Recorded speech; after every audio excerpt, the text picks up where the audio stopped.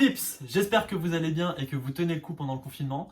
Ça fait assez longtemps que j'ai pas fait de vidéo sur cette chaîne, mais je suis tombé en fait il y a quelques jours sur un email du service de covoiturage Blablacar qui a lancé en fait un service d'entraide entre voisins qui s'appelle BlablaHelp. J'ai trouvé que l'initiative était super et c'est pour ça que je souhaite la partager avec vous aujourd'hui. Une des choses que j'ai réalisées pendant ce confinement, c'est que je connais finalement assez mal mes voisins, bien qu'on habite dans le même quartier. J'ai vu par exemple aux infos qu'il y avait des initiatives super créatives qui avaient été lancées dans certains quartiers, avec des groupes Facebook, des concerts organisés en live, des gens qui se rendent des services, des masques fabriqués qui sont partagés, etc.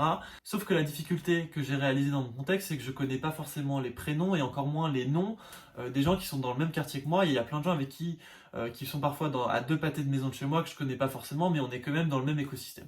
Donc c'est finalement assez difficile pour moi de créer un groupe Facebook et de mettre tout le monde dessus. Vous avez peut-être vu comme moi cette initiative où justement quelqu'un avait résolu ce problème en écrivant sur le sol avec de la craie le nom du groupe Facebook. Et c'est là que je suis tombé sur la newsletter de Blablacar qui a lancé cette nouvelle application qui s'appelle BlablaHelp.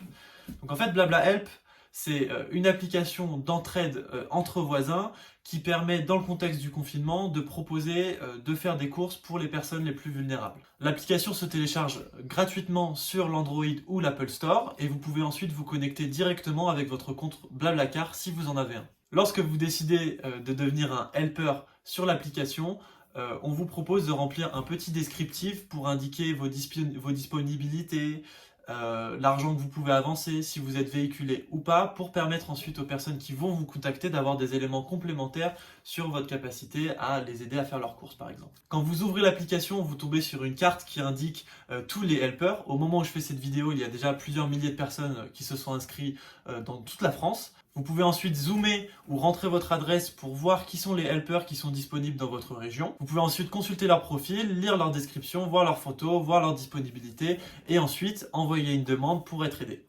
Comme je vous l'expliquais plus tôt, pour le moment BlablaHelp se concentre exclusivement sur l'entraide pour faire des courses, car j'imagine évidemment qu'ils ne veulent pas encourager des déplacements qui ne sont pas des déplacements de première nécessité pendant le confinement, même si certains helpers proposent par exemple des cours ou des services de babysitting qui je pense aussi peuvent aider notamment certains parents qui sont en télétravail et qui ne peuvent pas toujours s'occuper de leurs enfants. Bon voilà, c'est tout pour cette vidéo, j'espère que cette initiative vous a plu. Moi en tout cas je suis très enthousiaste par ce type d'initiative et j'espère d'ailleurs que ce type d'initiative va se développer et continuera d'ailleurs même après le confinement, car c'est une vraie occasion, je trouve, de plus connecter les gens dans leur quartier, de plus les rapprocher aussi de leur communauté.